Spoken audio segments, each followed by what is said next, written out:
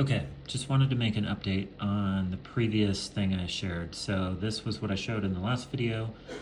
This basically lets you create different patterns, and as you adjust knobs and sliders, you kind of get different things being sent out to the OPXY. This is all using webmidi, which is like a JavaScript API for sending MIDI out to whatever device you want, really, but in this case we're using the OPXY. And while building it, I realized that you can also not just send out notes, but you can control with MIDI CC values all of these different parameters here.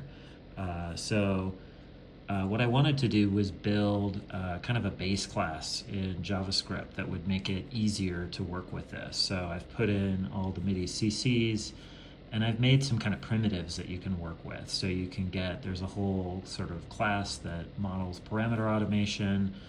There's a note class that kind of puts in the basic MIDI notes instead of needing to remember the individual kind of integer value for a note. It's just all here. It models all the different tracks on the OPXY, so not just the instrument tracks, but also the different auxiliary tracks. And then on those tracks, you can add patterns and automation to them. So you can see the base class for pattern, and then kind of an OPXY class that sort of wraps around the whole thing. So what's cool about this is when I put this in a web page, I can use that base class to do different things with it. So here I've kind of plugged in that whole page to ChatGPT and asked it, hey, like just give me some JavaScript that does some simple stuff to it. So I want a script that's going to get a melody on track 4. I want to set up a basic drum groove. I want to get some pads going on track 7. And then I want to modulate things on each of those tracks. So I set it up to modulate effects 2 on the drum track, which is going to be reverb. I set up each of the other 2, the melody and chords track, to have a modulation of their parameters. So it kind of walks through. It gives me a bunch of script that I can copy paste into the console. And all the script is pretty high level. Like even if you don't know JavaScript, this is kind of makes at least some sense. So you can see the notes that are being automated. You can see it's put in some basic information on the rhythm here. And then on this page, I've pasted in that script so that when I hit play, all that starts happening. So if we look at, oops. So we said, for example, the reverb should be automated. Let's see if I can get this to focus. There we go. So you can see that the reverb parameter is being automated on track 4 where our melody is. You can see that param 1 is being automated. And on track 7, you can see param 2 is being fully automated. So you can kind of hear all that together. So this is pretty cool. And it's all pretty easy to script. If you know JavaScript, this is very easy to work with. Even if you don't, you can just load up this page and kind of give it the source code to something like ChatGPT and get it to kick out useful things. Stop that music. And you could also imagine, I haven't really built this for real yet, but you could imagine kind of building up some UI here. So this is just a test app, it's not wired up, but it would let you ideally in a future state kind of control the pitch, the sequence that's on each track. So now instead of controlling it in an OPXY sequencer, you're controlling it here. And then what's more, you could take any parameter that has a MIDI CC.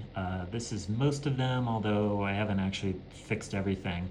And you could plug in a start and end value for it, what beat it should go on, whether it should repeat. And this is in addition to the LFO on the device. So this means you can control a ton more.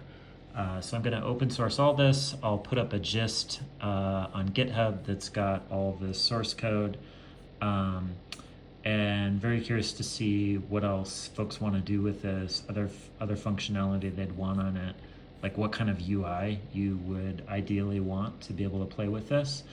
Oh, the other thing I should say is this is obviously hooking up the OPXY to my laptop, which kind of defeats some of the purpose of the mobility of this. So the other thing that I want to play with eventually is this is just webmidi, so there's nothing special about having a full laptop for this. So the other stuff I'm starting to play with is some Raspberry Pi stuff. So this is how small, just kind of for size comparison, a Raspberry Pi is. This is a Pi 2, a Pi 0 2 watt.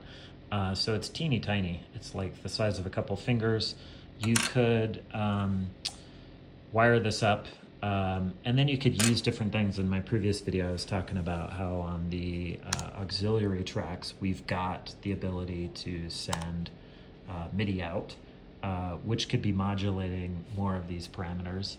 The other thing we could do is take our Raspberry Pi and hook up like really basic sensors to it. So this is something this company Adafruit sells that's like a proximity sensor. So depending on how far away an object is from it, like my hand coming down or over it, you could use that to modulate a parameter. So you could almost make like a theremin or something, or like Roley's Airwave. You could sort of make like a cheesy $40 version of it by just buying some of this stuff. You can also get rotary encoders, so you could make a little tiny, this is like a teeny tiny device that you could sit right next to it.